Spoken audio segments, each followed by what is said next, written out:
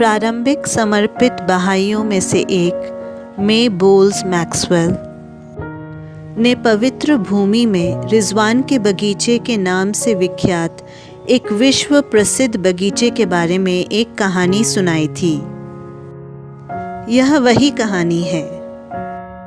लगभग आधे घंटे तक गाड़ी चलाने के बाद हम उस बगीचे में पहुंचे जहां बहाउल्लाह ने अपना अधिकांश समय अक्का में निर्वासन के दौरान बिताया था।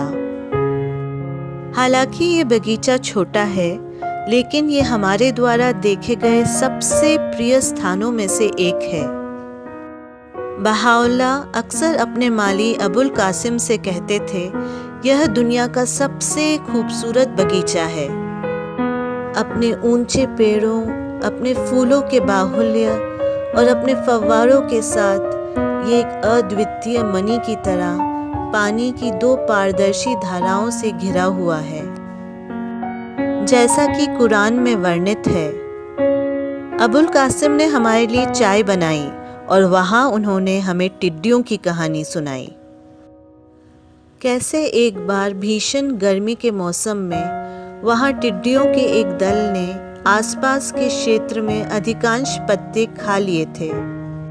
एक दिन अबुल कासिम ने एक घने बादल को बगीचे की ओर तेजी से आते देखा और पल भर में हजारों टिड्डियों ने ऊंचे पेड़ों को ढक दिया था जहां बहाउल्लाह अक्सर बैठते थे।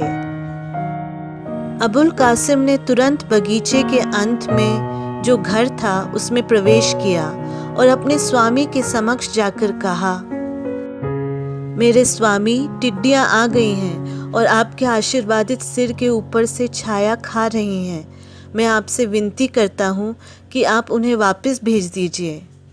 बहाउल्लाह ने मुस्कुराते हुए कहा, टिड्डियों को खाना चाहिए, उन्हें रहने दो। हैरान परेशान अबुल कासिम बगीचे में लौट गए और कुछ देर के लिए विनाशकारी कार्य को मौन देखते रहे। लेकिन फिर इसे सहन करने में असमर्थ वे दोबारा बहाउल्लाह के पास गए और टिड्डियों को भेजने की विनम्रता पूर्वक याचना की। बहाउल्लाह उठे, बगीचे में गए और कीड़ों से ढके पेड़ों के नीचे खड़े हो गए। तब उन्होंने कहा, अबुल कासिम तुम्हें नहीं चाहता है, ईश्वर तुम्हारी रक्षा करे। और अपने जामे के किनारे को उठाकर उन्होंने उसे हिलाया और तुरंत सभी टिड्डे एक साथ एक आकार में उठे और उड़ गए। जब अबुल कासिम ने इस कहानी को समाप्त किया तो उन्होंने अपनी आंखों को स्पर्श करते हुए भावावेश होकर कहा, ओह, धन्य है ये आंखें जिन्होंने ऐसी चीज़ें देखी हैं। ओह, धन्य है ये कान जिन्होंने ऐसी बातें सुनी हैं। ये कहानी एक अत्यंत आनंदपूर्ण वृत्तांत है जो जीवन की किसी भी स्थिति में सच्ची आस्था के प्रभाव को दर्शाती है। जब हमारा विश्वास सही स्रोत से अपनी निर्भरता ग्रहण करता है तो हमारे सभी डर और समस्याएं दूर हो जाती हैं। इसलिए हमें समय निकालकर इसे पुनर्जीवित करते रहना चाहिए।